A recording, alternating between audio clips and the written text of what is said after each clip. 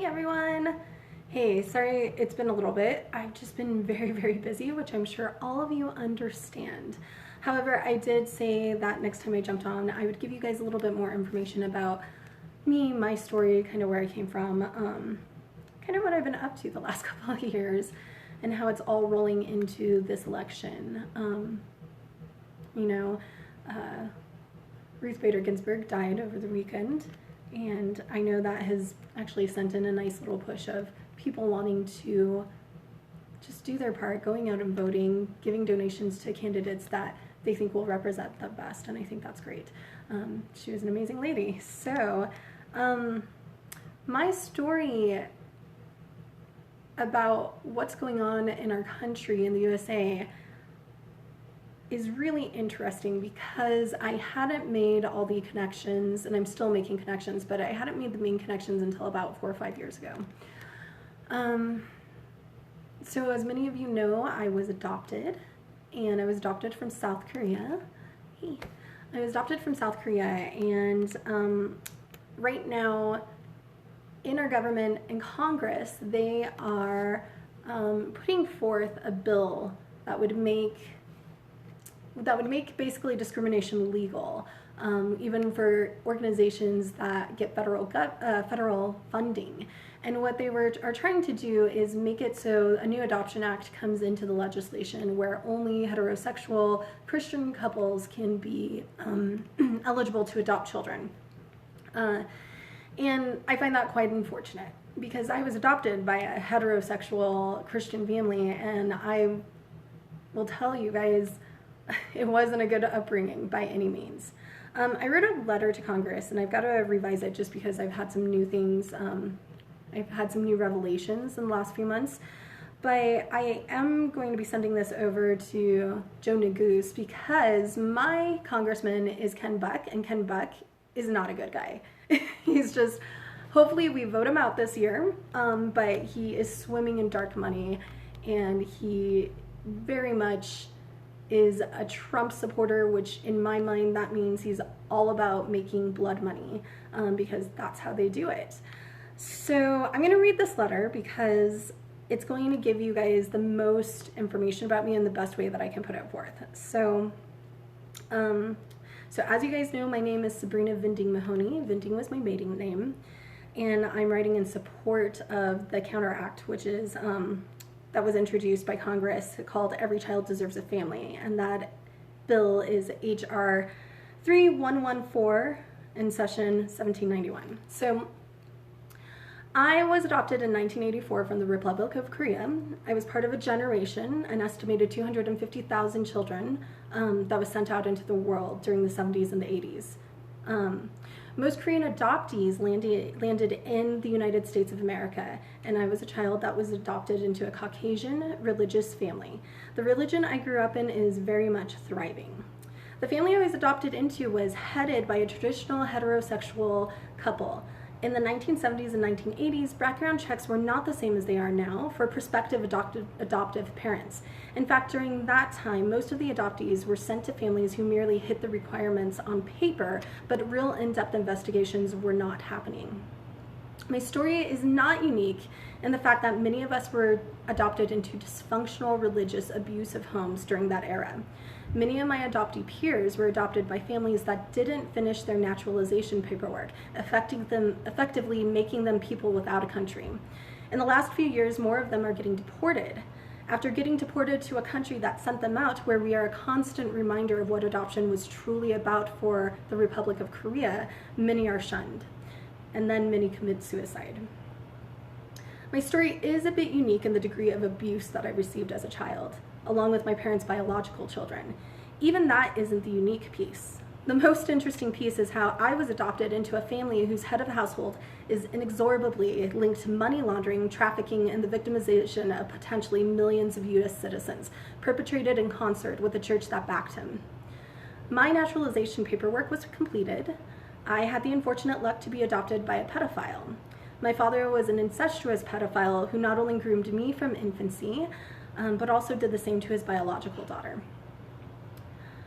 Again, my parents looked right on paper, a Christian family with the head of household having a reliable government job with the IRS.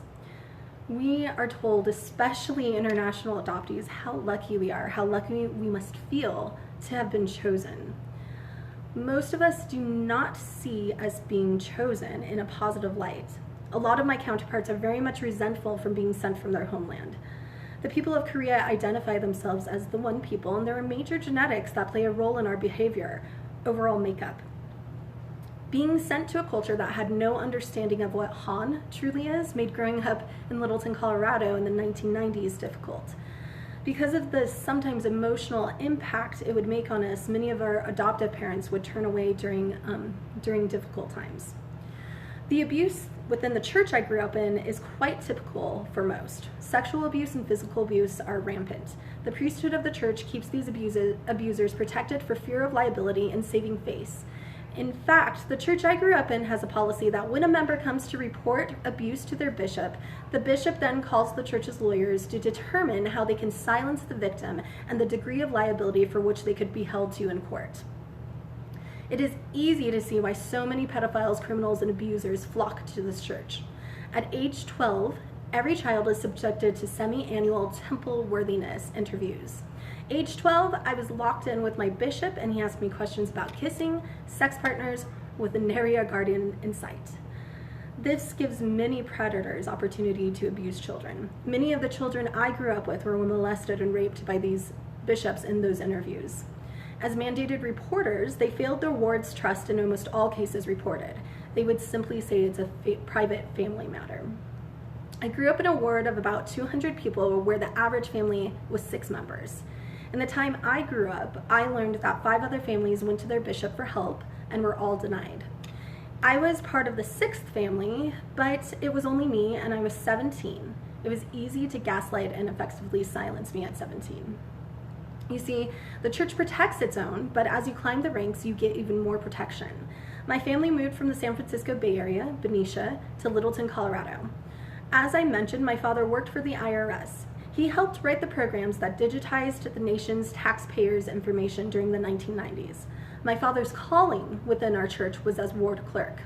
He was in charge of all of the accounting of the tithes. Because of his position, he would need more protection than most as he was a pedophile. It started in California with my older sister, who is his biological daughter. She remembers him letting other men have access to her, and these men would put their hands down her pajama bottoms, and both her and I were trafficked through this church by way of our parents.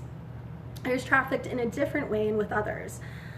The church hosted father-daughter campouts annually.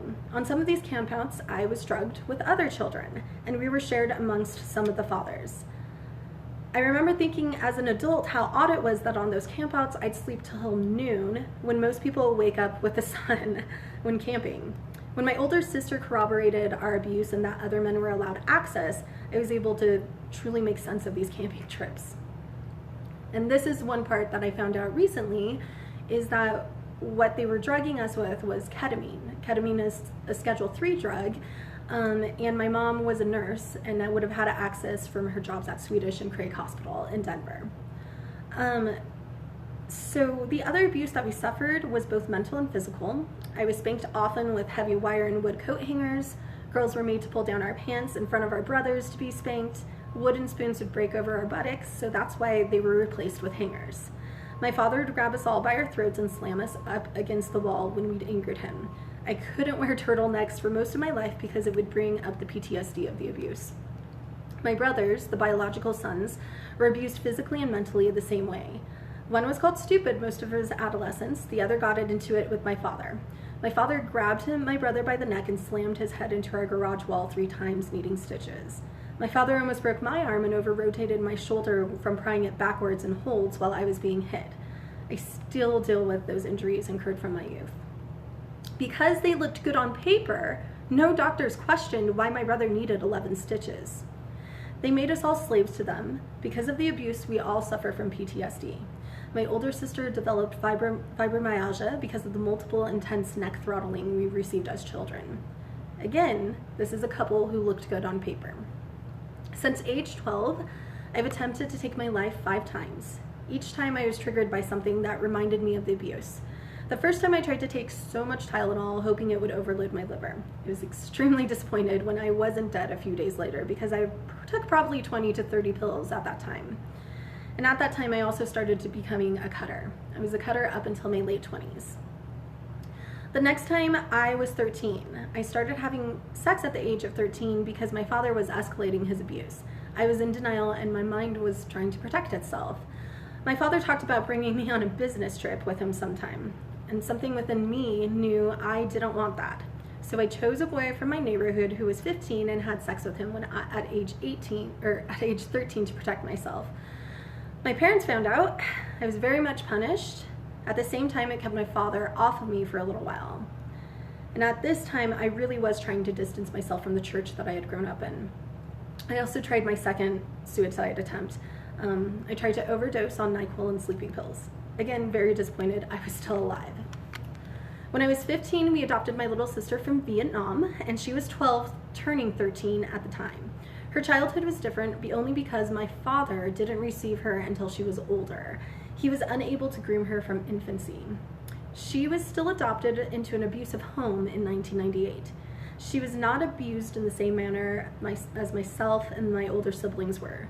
There is an age difference between myself and the older siblings that ranges in 6 to 9 years, with me being the youngest at first. My little sister is 2 years younger than myself. At age 15, I could no longer deny what my father was doing.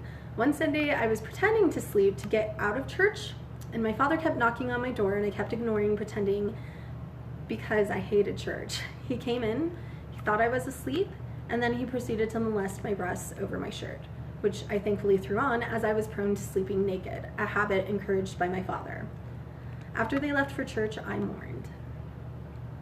In the following weeks, I tried to choke and suffocate myself with a plastic bag and rope due to the incontrovertible evidence I experienced.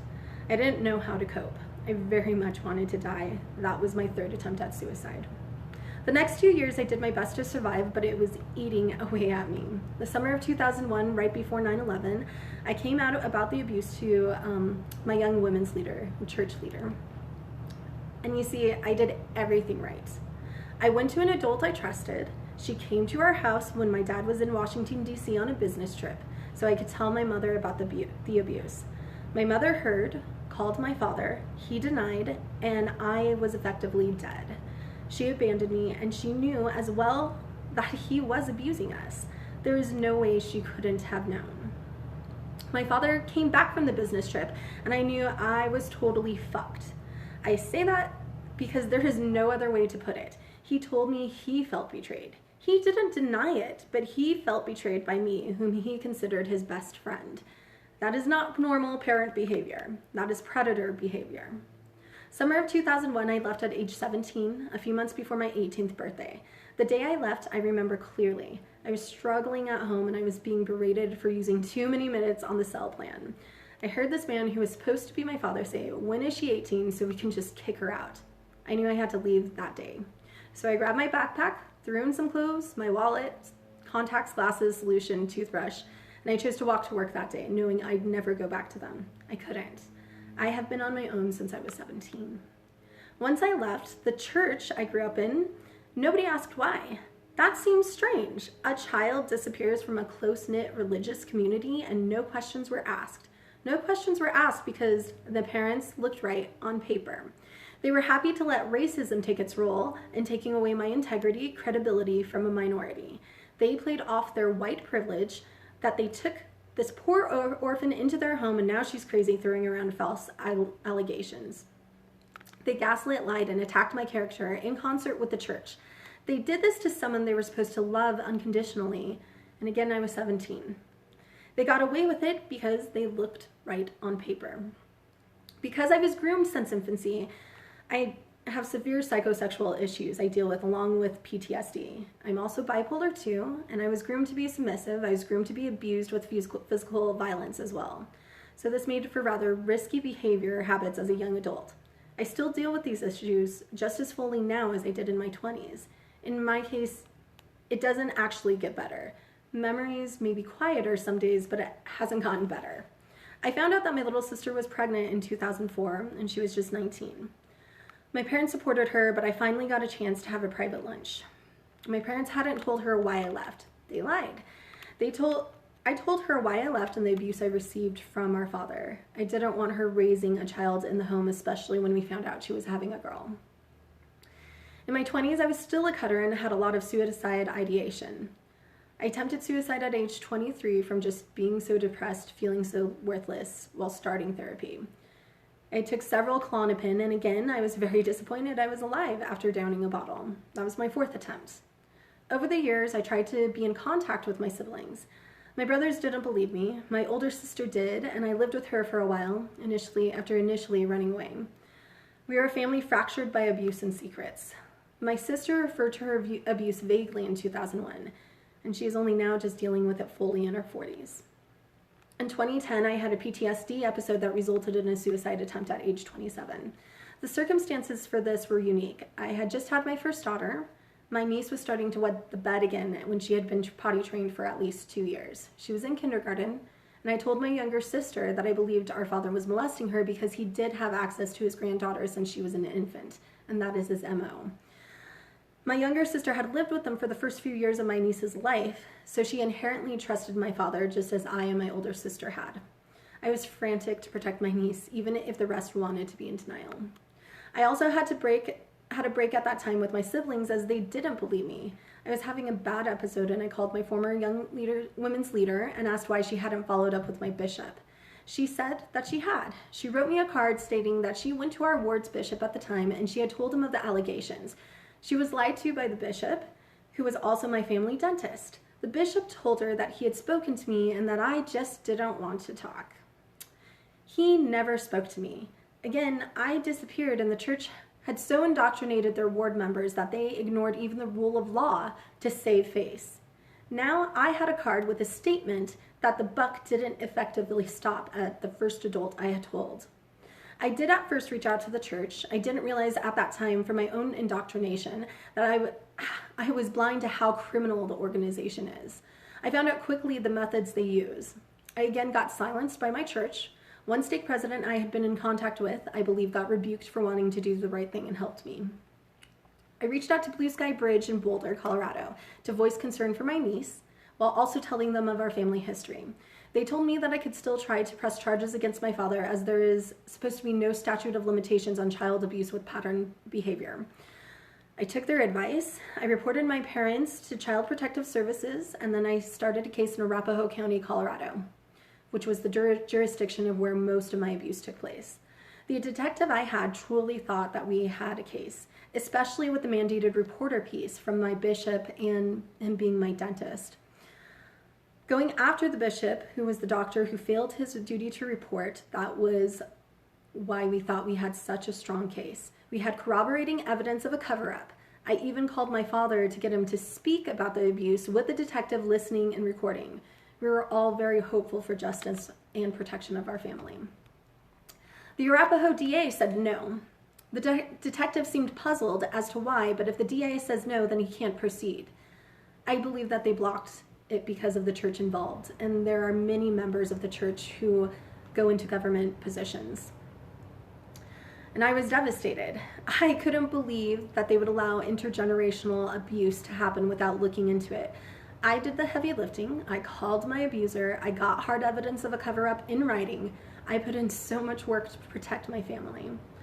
I lost complete faith in any system of law that day. The reality was stark and too many grays and blacks. No light, no justice. My story and the church involved is too complicated. I knew he would get away with it over and over, and it drove me over the edge PTSD-wise.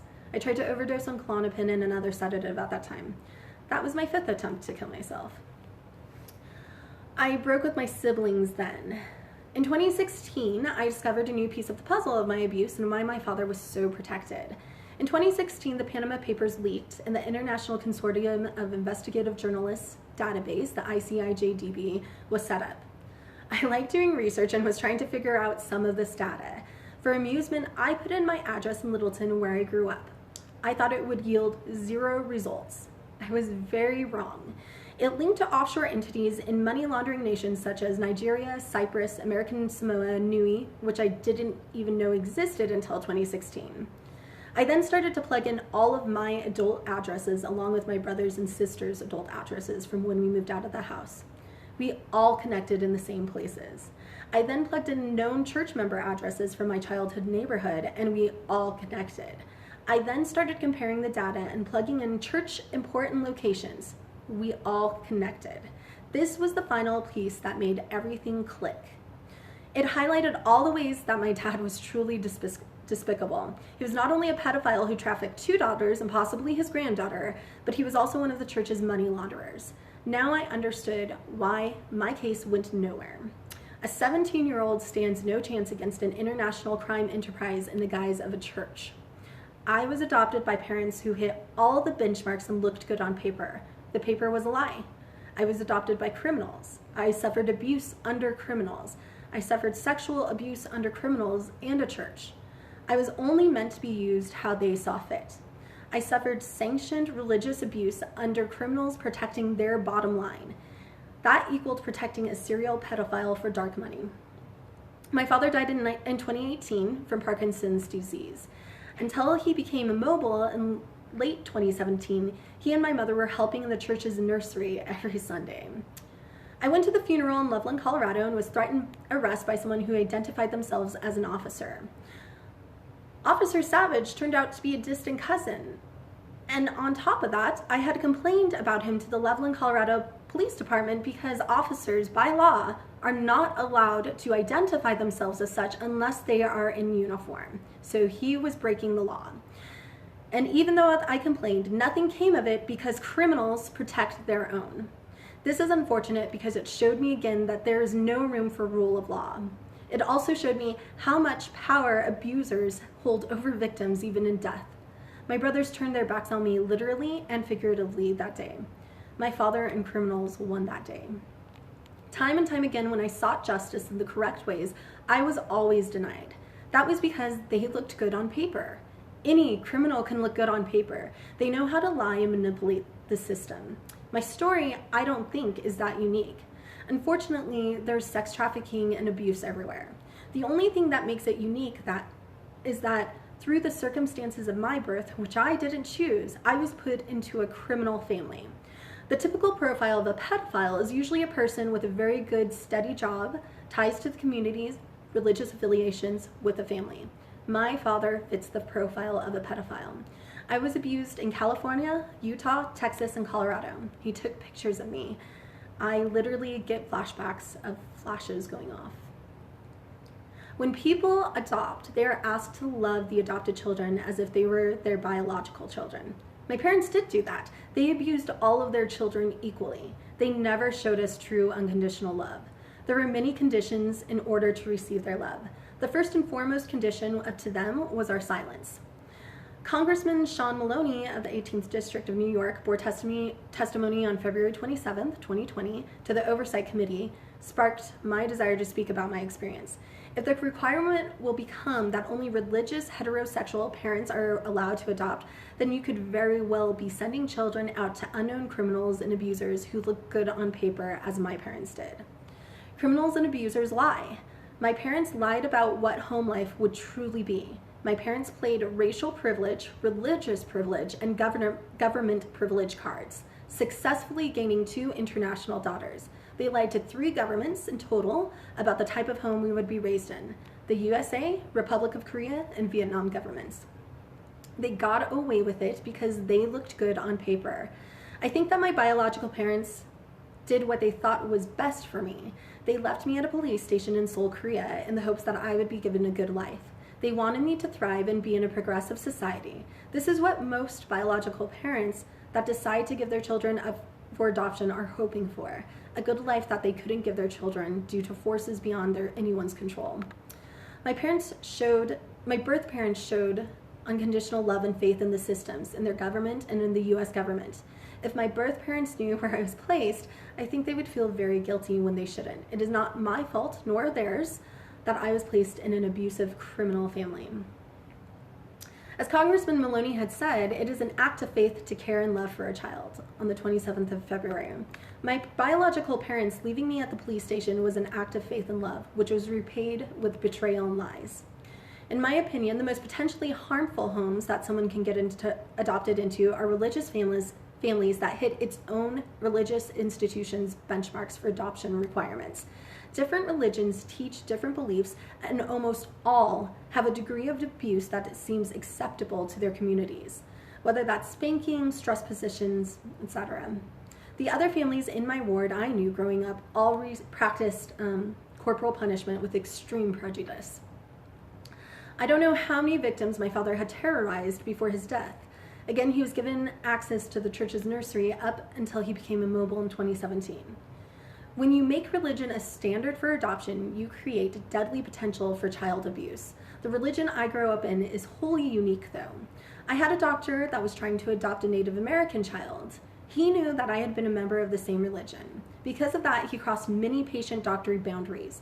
This included me telling me about his son's circumcision. Then at one appointment, he was lamenting of how they were trying to adopt his son's brother. He was outraged that the brother was being fostered by a lesbian couple. I stopped seeing him after that visit. The hate that he emanated for two loving women caring for his son's brother was epic.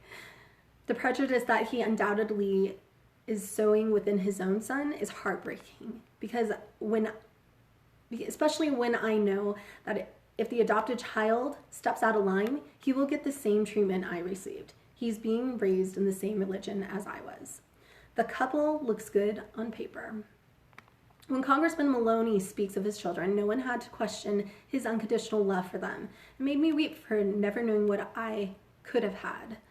Most orphans like me still have a deep sore inside that can't quite seem to heal. It gets close, but it can't ever fully close. My sore seems a chasm to me because of the family I was adopted into. And had I been adopted into an LGBTQ or non-religious home, I think I would have had a real chance to heal, become the me at my greatest potential. And the only way to reach your greatest potential is through unconditional love for yourself. And I imagine that those who have felt, seen, touched, been embraced by true love can find unconditional love for themselves far easier than those of us who grew up with only loveless conditions from people who looked good on paper. So that is the letter. And like I said, I have to do a little revision, but that gives you more information about what and why I have been doing the dark money research that I have been doing. And what I'm finding with this election and how my history ties up with all of that is that all this dark money that started flooding our economies starting in 1987. After 1986, the tax code was rewritten specifically for 501c to be able to hide their money. And so because of that, that's when I started tracing all of it. And when it comes to this election, it is important to me because I think it's very easy to root for people who look good on paper, but until you actually are willing to dig into them, and the best place to dig first is going to be through their finances, then you just don't know. And what I would really like is for our White House to not be inhabited by people who are bought and paid for by foreign governments. That is not what we're about. So anyway, guys,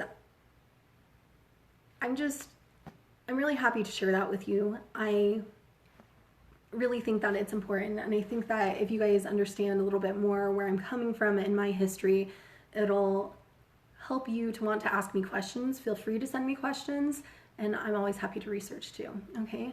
But I wanted to share that with you, and otherwise, all I can say is that if you haven't registered to vote yet, you should. If you live in Colorado, even if you haven't registered, if you go to the polls that day, you can register that day and vote.